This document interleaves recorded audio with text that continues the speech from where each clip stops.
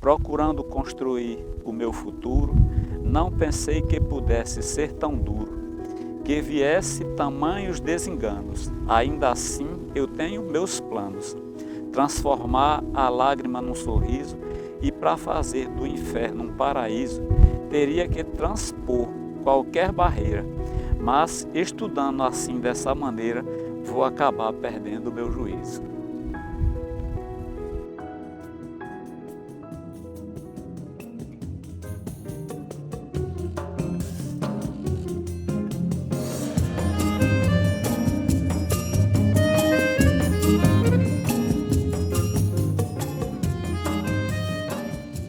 Filho de Francisco José de Oliveira, Francisca Maria de Souza, tia Francisca e Chico Carlos da Aguilhada, professor da rede do município. Teve Zenóbio, Eliane, Leda e Denise. Hoje só resta um filho, né, que é Leda. Todos os outros já estão namorada do pai. Uma coisa que marcou, assim, que me faz lembrar da infância de Zenóbio era que ele sempre foi um cara inteligente. Ele sempre teve uma determinação de buscar o que ele queria, não é? Zenóbio na escola, até no segundo grau, eu nunca vi Zenóbio praticamente copiar nada. O professor explicava e ele guardava na memória. Então isso era uma coisa que eu achava muito importante que Zenóbio tinha, né? Era um dom e ele já nasceu com aquela vontade de ter, né? Isso era o que eu achava interessante em Zenóbio.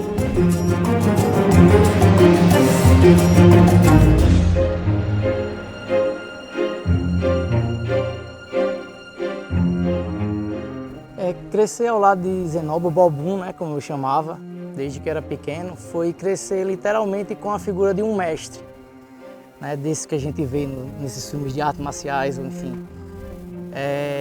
Sabia um pouco sobre tudo, então era meu conselheiro. A relação da gente a nível pessoal era mais de que tio e sobrinho, né? Então a gente cresceu junto, era meu companheiro de quarto, era meu tio, meu irmão, né? Foi pai muitas vezes, enfim, era meu companheiro. Difícil para mim é falar algo hoje que eu faça, ou enfim, que eu seja, que não tenha algo dele por trás, a figura dele por trás. Enfim, foi a pessoa que me influenciou nos gostos musicais que eu tenho hoje, na ideologia de vida que eu tenho hoje, nos meus pensamentos políticos. Foi uma pessoa que me incentivava muito a ler livros, então os livros que eu leio, os autores que eu procuro, todos são autores que são referentes, né, com aqueles que ele lia. Era uma pessoa que gostava de tudo um pouco, né, e isso influenciava muito na profissão dele. Era um cara apaixonado pelo Nordeste, apaixonado pelo sertão. Lia enfim, desde filósofos, né, como Platão, Sócrates, e eu conhecia essas figuras através dele, aos padrões de cores de Michelangelo e Leonardo da Vinci. Então era uma pessoa que estava sempre lendo um pouco sobre tudo. E eu acho que essa paixão que ele tinha pelo sertão, pelo Nordeste, especialmente pelo sertão, né, do Rio Grande do Norte, isso influenciou bastante na sua profissão, né? As imagens que ele transmitia, que as pessoas gostavam bastante, né? Eu acho que eram do jeito que eram, pelo amor que ele tinha, e esse amor que ele tinha pelo ambiente, enfim, pela nossa cultura, pela fauna, pela flora do Rio Grande do Norte, estava ali nas imagens, né? E transcorria nas imagens que ele colocava. Na verdade, ele tinha várias qualidades enquanto cinegrafista, enquanto pessoa e professor, né? Porque pra gente que estagiou com ele, a gente aprendeu muita coisa. Clara, jornalista, nasceu com os ensinamentos dele. E de tudo que mais chama a atenção, acho que é a paciência para ensinar e aquele brilho no olhar que ele tinha quando via que a gente queria aprender e quando a gente realmente aprendia. Então, quando a gente colocava em prática o que ele ensinava, a gente via aquela felicidade nele por estar repassando os conhecimentos dele, né? E era algo que ele levava assim para a vida toda, no coração dele, era algo extremamente importante. Para ele, era o que ele ensinava para a gente e o que a gente aprendia.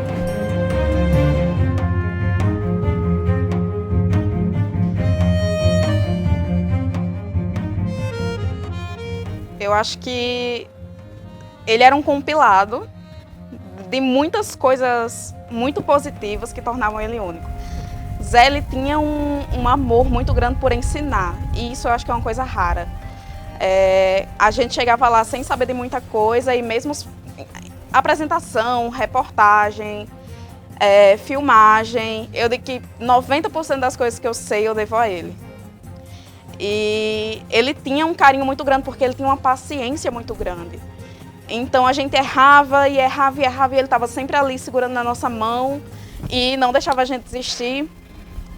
Eu lembro muito de uma vez que eu estava muito mal, eu cheguei muito mal lá na UERN-TV, e aí eu sentei com ele num banquinho que tem lá do lado, e ele insistiu até eu sentar lá com ele, conversar.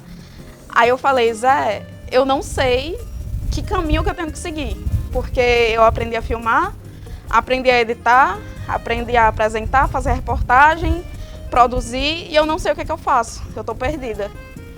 E isso é uma coisa que eu tento sempre lembrar quando eu me sinto perdida de novo.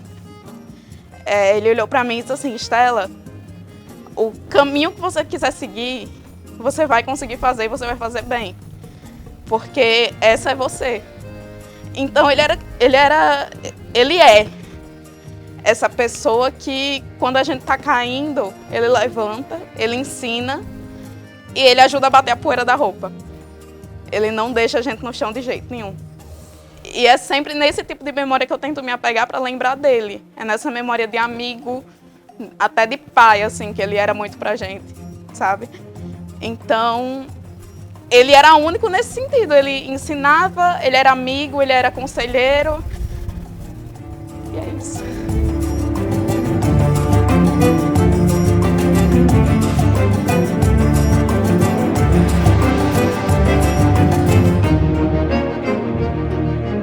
Para mim foi uma imensa satisfação por dois motivos.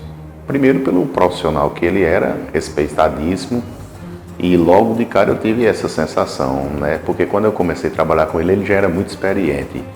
E trabalhar com pessoas experientes e muito qualificadas como ele era muito bom porque dava uma segurança muito grande.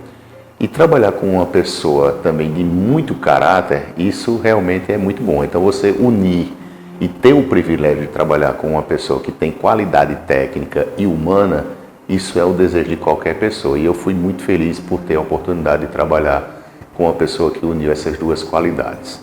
Filho de uma família, né, humilde, de uma família de trabalhador. Meu tio era professor, mas naquela época o município não pagava tão bem, ou não pagava bem, né? E aí tinha que ter um complemento.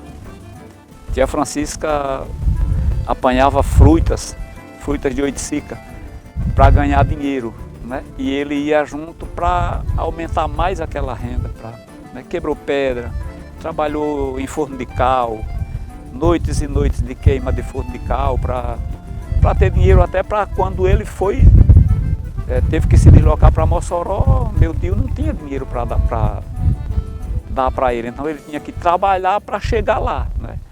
E ele trabalhou muito nessas coisas da rural. Zé Nobre era um cara muito determinado e isso ele sempre achava que era pouca coisa para ele, né? Eu acho que a generosidade que ele tinha com os colegas e as pessoas, né, principalmente as mais novas, né? Ele era uma pessoa que não tinha ego e não se preocupava se alguém fosse aprender mais do que ele. Pelo contrário, ele gostava bastante de ensinar e sentia prazer nisso, né? Então, ele queria, na verdade, que a pessoa chegasse a ser mais na frente uma pessoa melhor, né? Um profissional melhor do que ele foi. E assim ele também era na vida profissional. Todos que estavam ao redor dele, conviviam de maneira pessoal ali também, viam nele essa pessoa que estava sempre ali no diálogo, era uma pessoa do diálogo. Então, esse é Zé Nobre para mim, né? Ele era uma pessoa cheia de conhecimentos sobre tudo. Era uma pessoa assim, ele era um almanaque ambulante, porque ele sabia tudo sobre todas as coisas.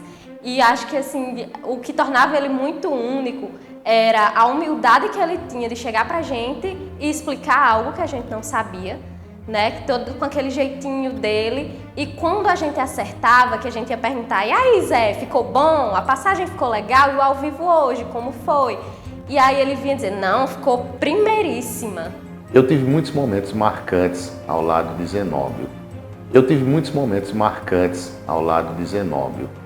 Mas os principais, e eu destacaria muitos, mas entre eles foram os momentos que eu tive de maior dificuldades pessoais na minha vida, onde ele sempre atuou como um irmão, eu diria que foi onde ele teve me dando força nos meus momentos difíceis, pessoais da minha vida.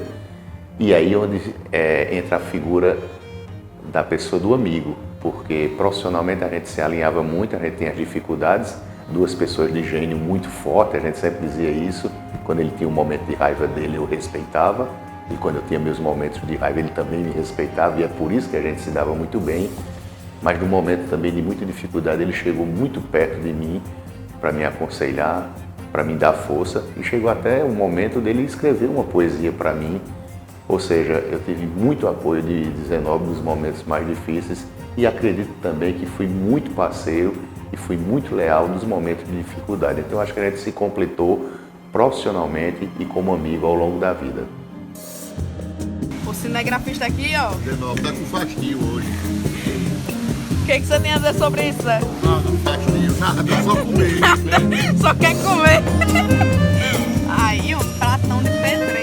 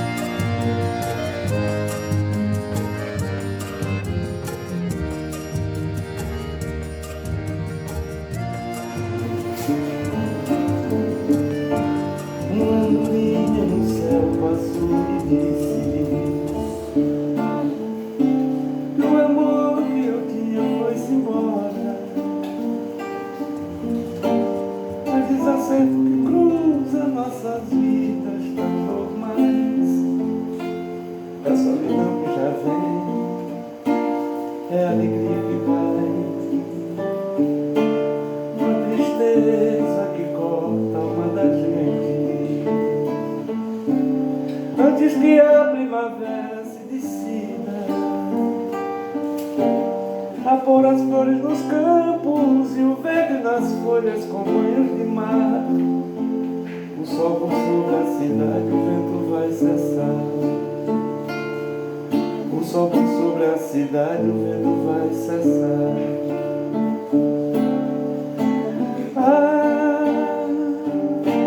A solidão é uma canoa,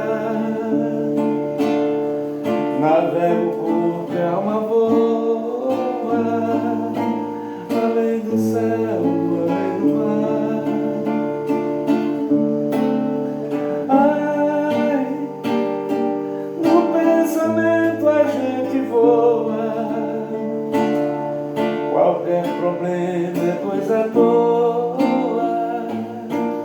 fica tão fácil de se amar. Eu me recordo dos beijos, gosto e tudo, e dos amores que praticamos juntos. O sal no corpo esquecido nas noites tão doces de beijos e bar. Realidade é uma sombra, eu começo a sonhar. Realidade é uma sombra, eu começo a sonhar. Ai, a solidão é uma canoa, navega o corpo e a alma voa, além do céu, além do mar.